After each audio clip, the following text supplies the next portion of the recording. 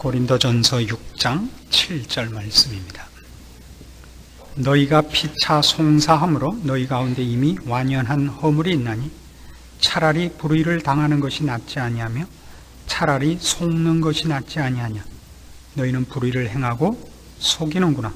저는 너희 형제로다. 오늘 우리가 생각할 말씀은 앞에 있었던 1절부터 6절까지의 이야기를 근거로 해서 이제 그 이상 우리에게 필요한 본문을 7절과 8절에서 이제 찾아보려고 합니다.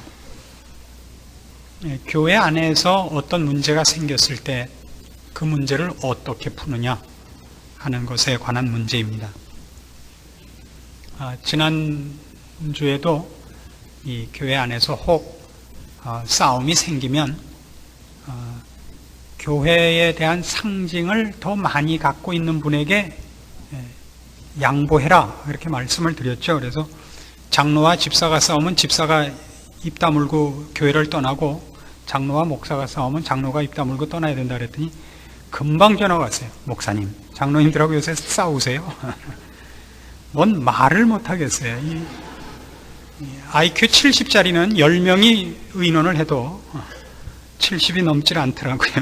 그래서 참 어렵다 이런 생각이 드는데, 연다 지금 성경 얘기를 하는 중이에요. 그래서 제가 이런 오해를 받지 않으려고 더욱더 본문을 순서대로 해나가고 있잖아요. 제가 만일 골라서 이걸 하는 거면 정말 오해를 받게 생겼더라고요. 근데 이런 일들은 오늘날 우리 교회도, 이제 오늘날 우리가 사는 교회들에서도 늘 일어날 수 있는 일이기 때문에 성경에 기록되어 있는 것입니다. 그리고 이런 원리들을 확대하면 우리가 신앙생활에서 겪는 여러 가지 문제들을 이것을 근거로 해서 푸는 지혜를 얻을 수 있습니다. 자, 오늘 문제를 자세히 보면 가장 중요한 핵심이 뭐냐 하면, 너희가 피차 송사함으로 너희들의 허물이 완전히 드러났다. 즉 싸우는 것 자체가 교회로서는 이미 낙제점이다 이렇게 되어 있다고요. 싸우는 것 자체가 낙제예요. 싸우지 않아야 된다고요. 싸우면 이미 교회는 교회된 그 책임과 증언을 해야 되는 모든 일들을 실패하게 되는 것이라 그렇게 얘기를 합니다. 그리고 그 가장 큰 이유는 싸우는 상대방이 다 하나님 앞에 부름을 받은 믿음의 형제라는 이유 때문에 그 싸움은 더욱더욱 불가하다 이렇게 얘기를 하고 있습니다. 그러나 이걸 우리는 조금 더 구체적으로 이제 그 원리들과 실제적인 내용들을 살펴볼 필요가 있습니다.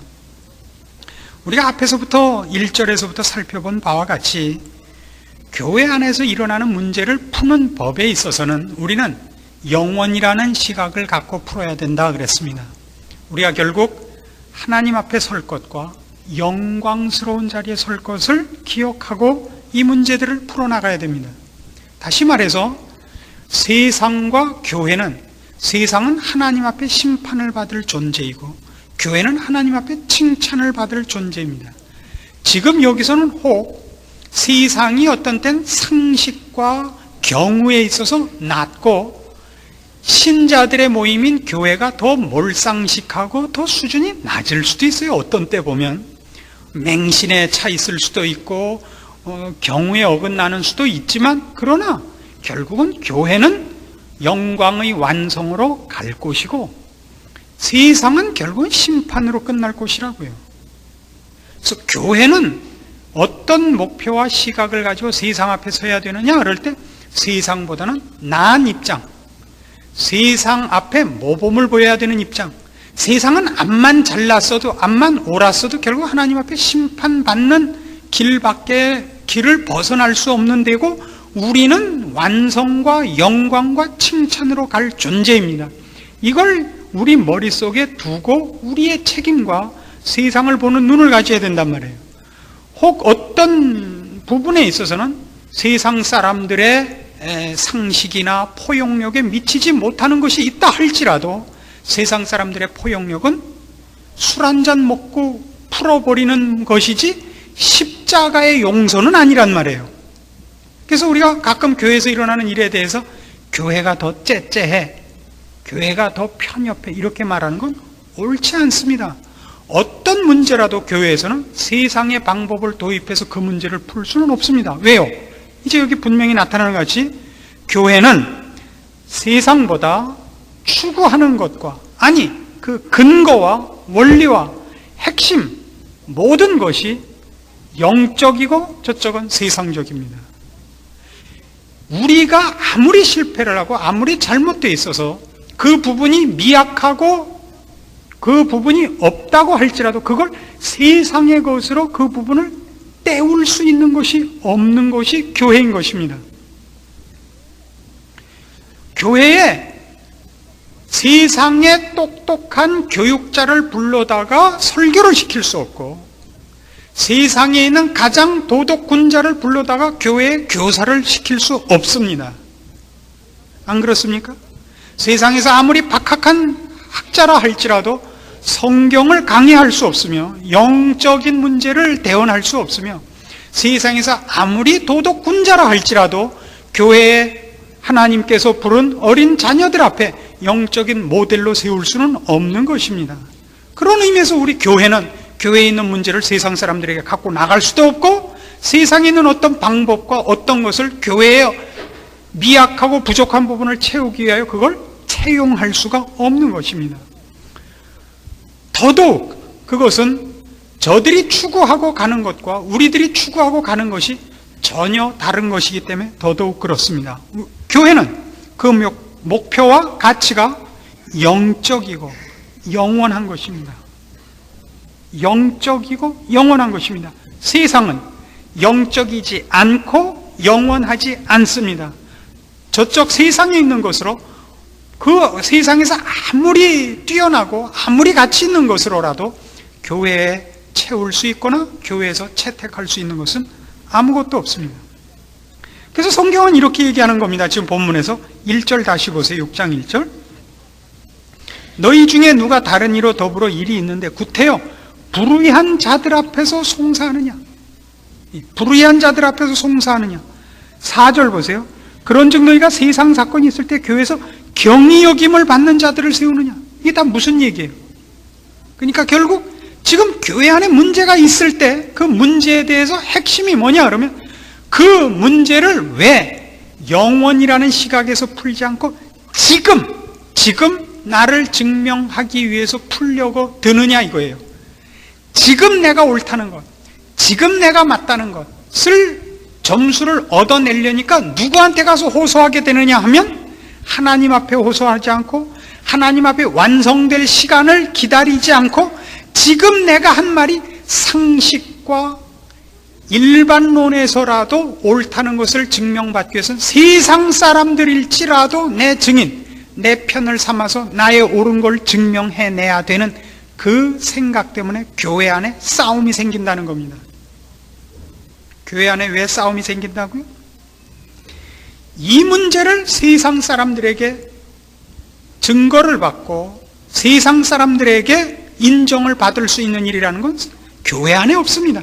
교회 안에 일어난 모든 일은 결국 하나님 앞에서 인정받아야 되고, 그리고 하나님께서 만족할 만한 자리까지 가야 되는 일입니다. 지금 인정받을 만큼 되어 있지 못하면 인정받는 때까지 합심해서 노력해서 그 자리까지 가야 되는 것이고, 그리고 지금 내가 제대로 하고 있는데 인정받지 못하고 있다면 하나님께서는 인정하신다는 걸 알고 참아야 되는 것이지, 그걸 갖고 세상 사람들한테 인정을 받으러 갈 수는 없습니다. 근데 왜 가요? 지금 인정받고 싶은 것이다 이거예요. 지금. 이게 결국 싸움에 관한 사도 바울이 지적한 핵심되는 부분인 겁니다. 너희가 교회 안에서 싸우는 것은 결국 너희의 신앙과 너희의 대의 명분과 너희의 모든 욕심이 하나님 앞에서가 아니라 세상 사람 앞에서다. 너희가 인정받으려는 것이 세상 사람 앞에서라면 너희는 벌써 교회와 교회의 책임을 벗어난 짓을 하고 있는 것이다. 그건 벌써 교회가 아니다. 이런 꾸중이 되는 것입니다. 우리가 이런 거를 성경 가운데서 이렇게 찾아볼 수 있습니다. 열왕기상 22장으로 가보십시다. 구약 성경 556페이지입니다. 아람과 이스라엘 사이에 전쟁이 이제 있는데 유다 왕 여호사밧과 이스라엘 왕 아합이 연합해서 아람과 싸우기로 하는 장면입니다. 22장 1절입니다. 아람과 이스라엘 사이에 전쟁이 없이 3년을 지내었더라. 제3년에 유다 왕 여호사밧이 이스라엘 왕에게 내려가매 이스라엘 왕이 그 신복에게 이르되 길르앗 라못은 본래 우리의 것인 줄을 너희가 알지 못하느냐. 우리가 어찌 아람 왕의 손에서 취하지 아니하고 잠잠히 있으리요 하고 여호사밧에게 이르되 당신은 나와 함께 길르앗 라못으로 가서 싸우시겠느뇨. 여호사밧이 이스라엘 왕에게 이르되 나는 당신과 일반이요 내 백성은 당신의 백성과 일반이요 내 말들도 당신의 말들과 일반이니이다. 여호사밧이 또 이스라엘 왕에게 이르되 청컨대 먼저 여호와의 말씀이 어떠하신지 물어보소서. 이스라엘 왕이 이에 선지자 400인쯤 모으고 저희에게 이르되 내가 길르앗 라못에 가서 싸우랴 말랴. 저희가 가로되 올라가소서 주께서 그 성을 왕의 손에 붙이시리이다. 여호사밧이 가로되 이외에 우리가 물을 만한 여호와의 선지자가 여기 있지 아니하니까. 이스라엘 왕이 여호사밧에게 이르되 오히려 이물라의 아들 미가야 한 사람이 있으니 저로 말미암아 여호와께 물을 수 있으나 저는 내게 대하여 길한 일은 예언하지 아니하고 흉한 일만 예언하기로 내가 저를 미워하나이다. 요 말 알아들으시겠어요? 그러니까 결국 이스라엘 왕 아합이 선지자 400명을 불러서 하나님께서 이 일을 인정하십니까? 안 합니까? 라고 물은 건 누구한테 물은 거예요? 결국은 누구한테 물은 거예요? 하나님께 물은 게 아니죠. 요 사람들은 누구예요? 내가 하고 싶은 대로 하나님의 이름을 빌어서 당신 생각이 여호와의 뜻입니다 라고 뭐 해주는 사람이에요. 이렇게 그걸 뭐라 그래요? 뭐 해주는 사람? 아첨 떨고 이렇게 비위 맞춰주는 사람이잖아요.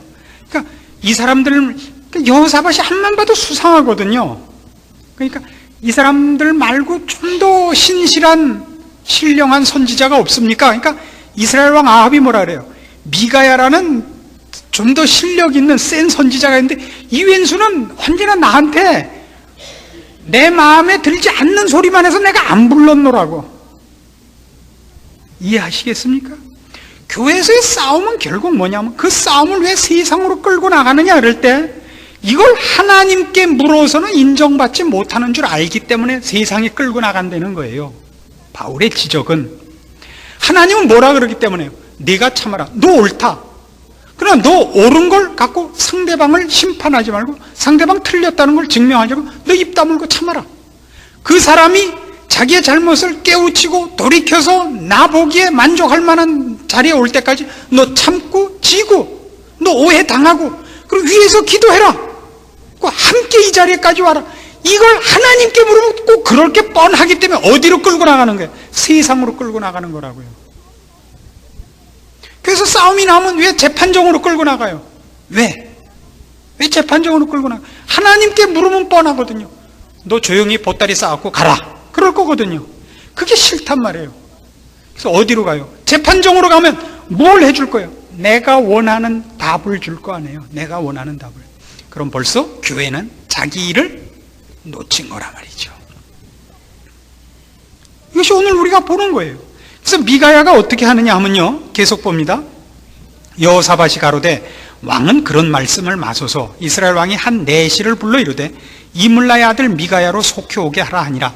이스라엘 왕과 유다 왕 여호사밧이 왕복을 입고 사마리아 문 어귀 광장에서 각기 보좌에 앉았고 모든 선지자가 그 앞에서 예언을 하는데 그나아나의 아들 시드기야는 철로 뿔들을 만들어 가지고 말하되 여호와의 말씀이 왕이 이것들로 아람 사람을 찔러 진멸하리라 하셨다 하고 모든 선지자도 그와 같이 예언하여 이르기를 길르앗 라못으로 올라가 승리를 얻으소서 여호와께서 그 성을 왕의 손에 붙이시리이다 하더라.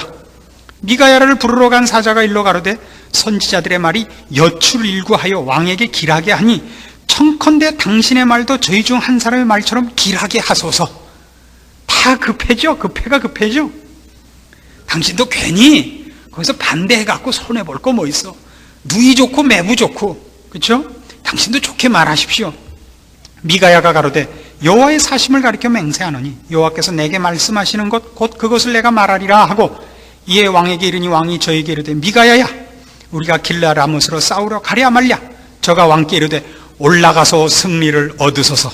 여호와께서 그 성을 왕의 손에 붙이시리이다. 이거 기가 막힌 게 15절에 무슨 동그라미 좀 해놓으실래요? 이건 아주 굉장한 말입니다.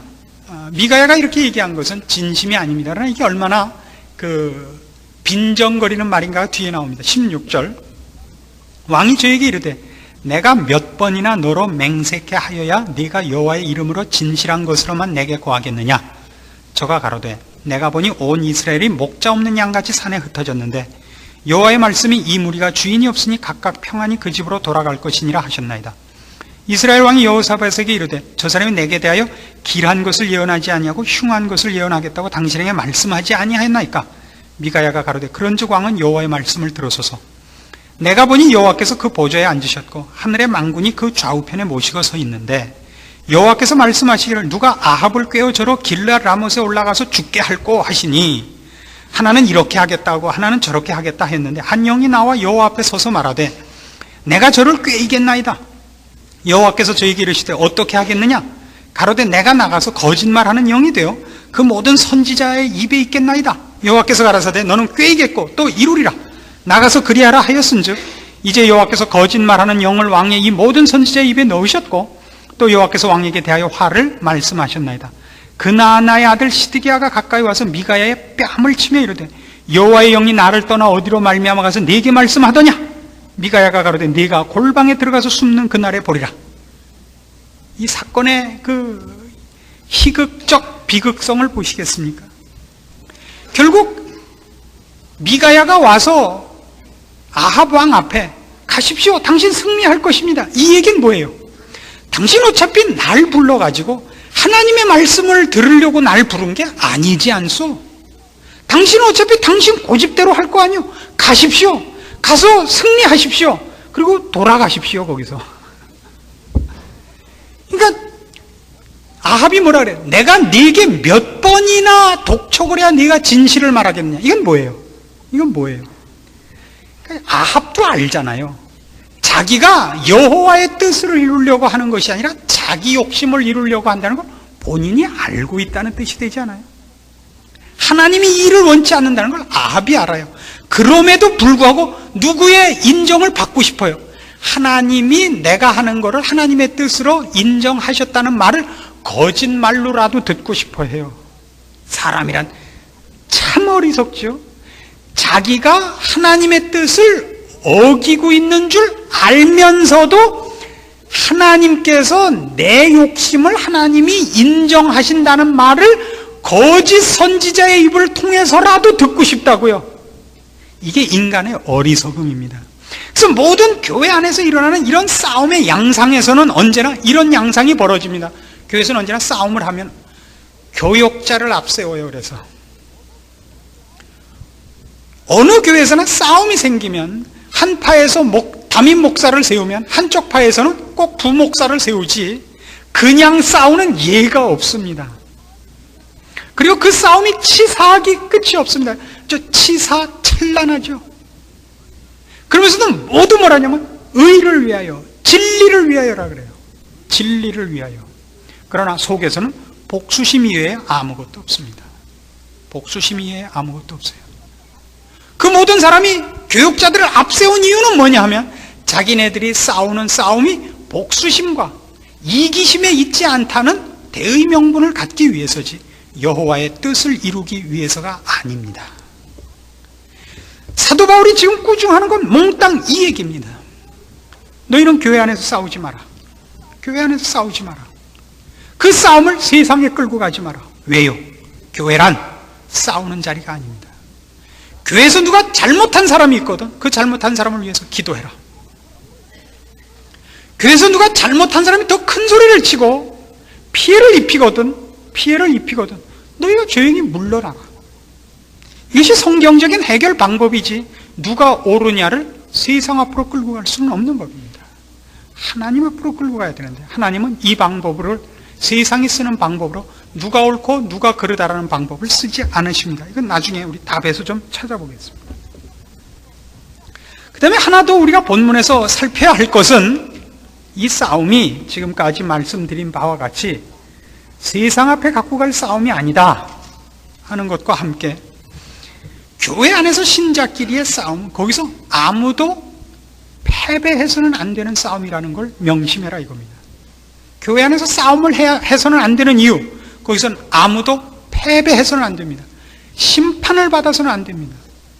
그가 혹 지금 신앙적인 오해가 있거나 신앙적인 연약함이나 신앙적인 어떤 시험에 의해서 혹 교회 안에 거치는 돌이 됐다 할지라도 그를 고쳐내서 함께 하나님 앞에 가야 된다는 것이 성경의 가르침입니다. 우리는 경쟁적이지 않습니다. 8절 보시면 너희는 불의를 행하고 속이는구나. 저는 너희 형제로다. 상대방이 아무리 못났고 지금 아무리 왼수같이 굴어도 그가 하나님이 부른 사람임을 잊지 마십시오. 성경에서 제일 재미있는 이런 식의 예는 스데반과 바울 사이일 겁니다. 스데반은 성경이 묘사한 신자 중에 가장 아름답게 묘사된 사람입니다. 스데반같이 아름답게 묘사된 사람은 없습니다.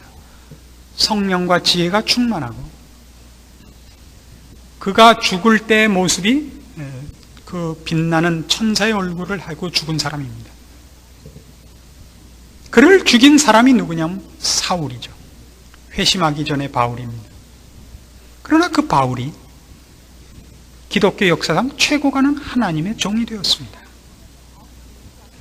스데반은 죽으면서 바울을 저주하지 않았고 자기에게 돌을 던지는 모든 이들을 주님 앞에 중보의 기도로 그 죄를 사하여 줄 것을 기도했습니다. 저들이 자기가 하는 일을 알지 못하나이다. 이걸 하셔야 됩니다. 교회란 어떤 곳이어야 되느냐? 옳은 자가 칼을 잡는 데가 아니라 틀린 사람이 돌을 던지는 곳입니다. 그리고 옳은 자가 그 틀린 자가 던지는 돌을 맞고 조용히 죽어가는 것이 교회의 아름다움입니다. 그러나 우리는 어떻게 하고 싶으냐면 왜 틀린 것들이 교회에서 돌을 던지고 목소리를 높이느냐? 이건 교회가 아니다. 틀린 것들을 싹쓸이하고 옳은 사람으로 앞세워 아름다운 교회를 세우자. 아니요. 교회는 절대 그렇지 않습니다. 틀린 것들이 큰 소리를 치는 것이 교회고 옳은 사람들이 묵묵히 돌을 맞고 돌아가시는 데가 아름다운 교회요, 센 교회요, 성경이 요구하는 교회의 모델입니다. 스데반은 다 죽고 누구만 남는 거예요? 사울만 남는 거예요. 그게 교회입니다. 성경이 가르치는 교회예요.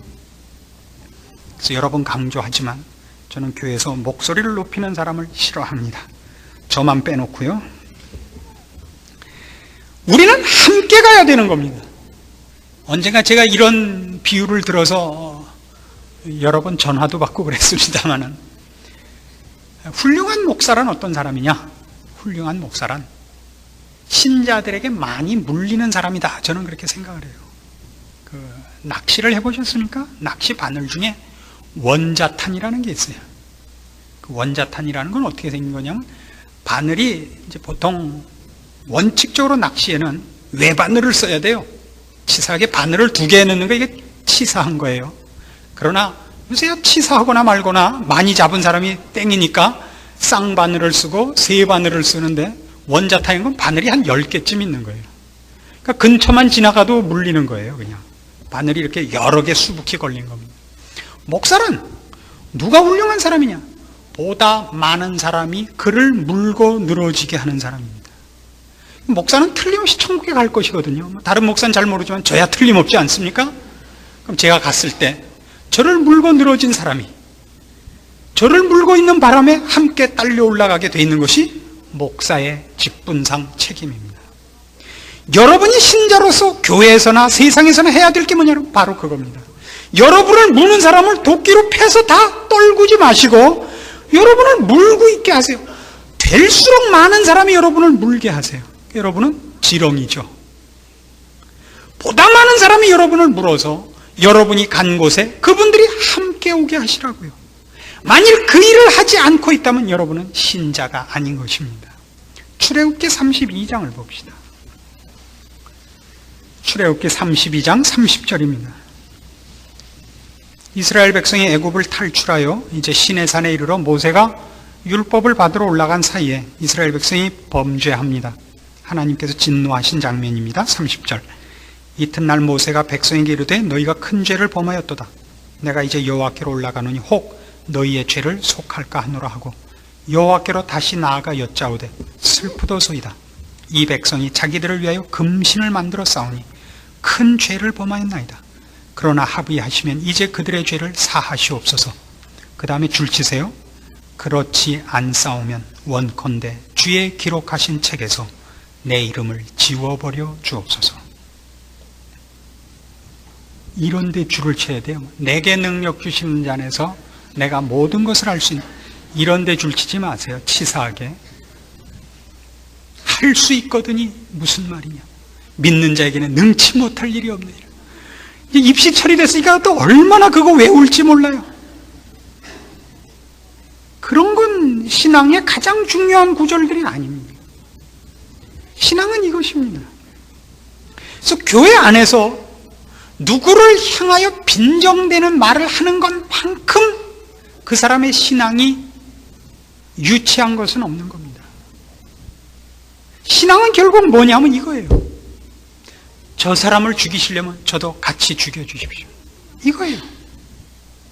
그게 누구냐면 지금 모세에게는 그 모세를 그토록 괴롭혔던 이스라엘 백성입니다. 로마서 9장으로 가보십시다. 사도 바울도 정확히 같은 얘기를 신약에서 해요. 로마서 9장 1절. 내가 그리스도 안에서 참말을 하고 거짓말을 아니하노라. 내게 큰 근심이 있는 것과 마음에 그치지 않는 고통이 있는 것을 내 양심이 성령 안에서 나로 더불어 증거하느니 나의 형제 곧 골육의 친척을 위하여 내 자신이 저주를 받아 그리스도에게서 끊어질지라도 원하는 바로라. 누구 때문에? 자기 혈육, 이스라엘 백성이 구원을 받을 수만 있다면 자기가 저주를 받아도 좋다 해요. 근데 지금 이스라엘 백성은, 유대인들은 이 바울을 얼마나 괴롭혀요. 쫓아다니면서 괴롭히는 거예요. 바울의 사역 중에 바울을 가장 못살게 군 사람이 누구예요? 유대인들이에요. 근데 그 유대인들을 바울이 뭐라 그런다고요? 이 사람들이 구원을 얻을 수만 있다면 저는 저주를 받아서 하나님에게서 끊쳐져도 좋습니다. 이 마음이 없으면 여러분은 신앙의 가장 중요한 핵심을 놓치고 있는 겁니다. 여러분이 산을 움직일 만한 믿음이 있고 정말 천사의 방언을 한다 할지라도 그건 신앙의 핵심이 아닌 것입니다. 그건 액세서리에 불과한 겁니다. 신앙의 핵심이 뭐냐 여러분? 이거예요. 같이 가는 겁니다. 같이.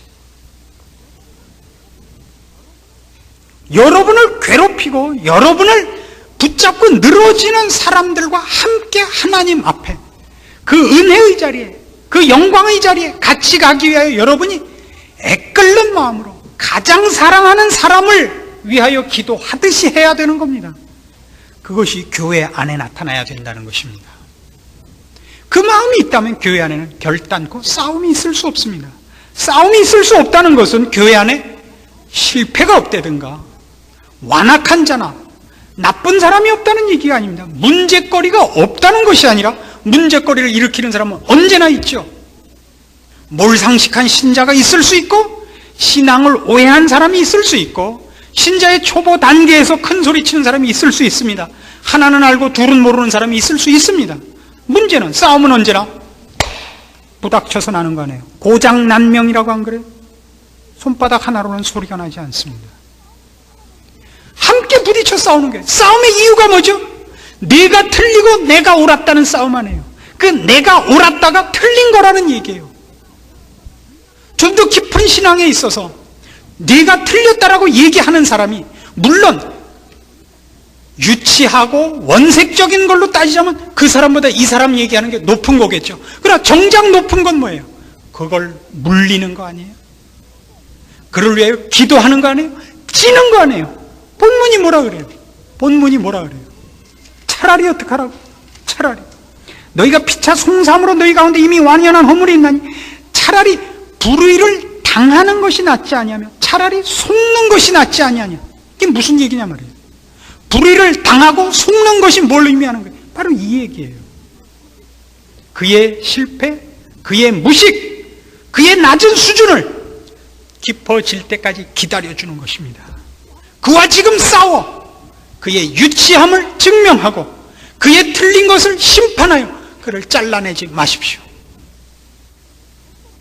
그래서 교회는 결국 어떤 몰상식한 사람, 어떤 신앙의 잘못된 것으로 인하여 딴 얘기를 하는 사람, 하나밖에 모르는 고지식한 사람에 의해서 교회가 문제가 생기는 것이 아니라는 거예요. 그 일은 언제나 있어요.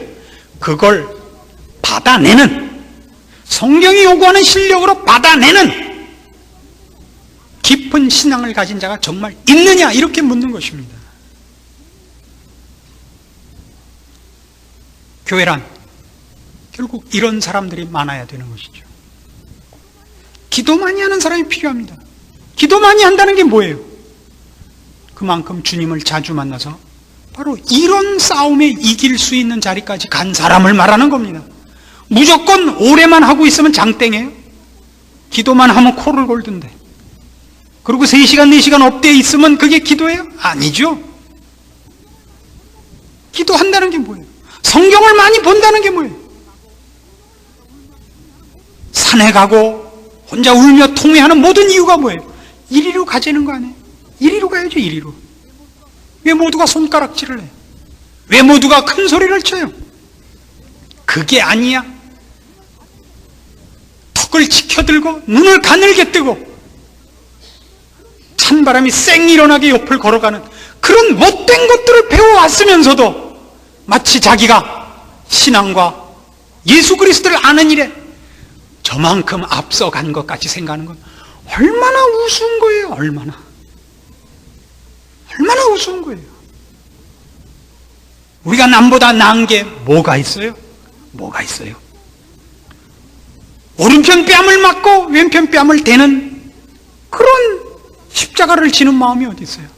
속옷을 달리면 겉옷을 내놓는 그 마음이 어디 있어요?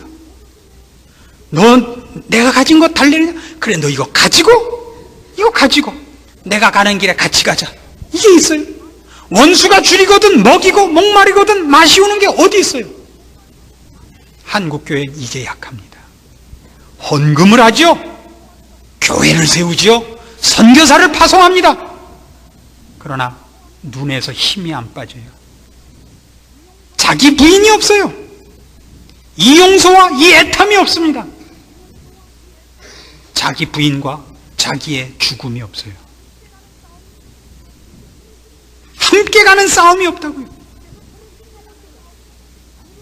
주께서 부르신 영혼들을, 아니 그리고 주께서 당연히 부르실 영혼들을 향한 미끼가 되는 마음이 없다고요.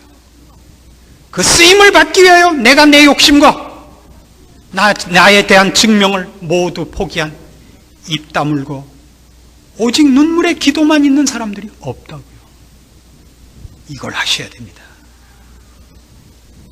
이건 한국교회는 너무나 필요한 문제들이라고 생각합니다. 저희 교회는 아직 문제가 두드러지게는 없죠. 두드러지게는 없습니다. 그러나 저는 아직도 이런 것을 부탁합니다. 여러분들이 신앙생활을 하면서 가장 당황해 하시고 저희 교회에서 저한테 많이 요구하는 것 중에 하나가 봉사거리가 없다는 것입니다. 여자분들이 특별히 그 요구가 많으세요. 우리 교회는 봉사거리가 없다고. 나서서 팔 걷어붙이고 뭐 할 생각일랑 아예 집어치우시고 입 다무시고 그렇게 죽은 듯이 계세요. 그게 센 겁니다. 그게 센 겁니다. 여러분들이 하셔야 할 일은 너무나 많습니다. 교회 안에 누가 안타깝고 누가 속상하고 누가 틀린 것을 들으셨습니까? 말없이 가서 기도하십시오. 기도하시고 그것보다 더 큰 사명이 있어요. 나서서 돈을 모아서 어디 가고 뭘 하고 이 일에는 한국교회가 너무나 잘해요. 그러나 이 소매 걷어붙이고 일만 하는 게 아니라 쌈박질도 잘한다고요. 이건 저는 결단코 원치 않습니다. 장례식에 가면 말이죠.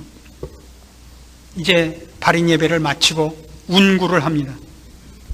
그 장의 차에까지 그 운구를 하는 동안이 참 멋쩍어요.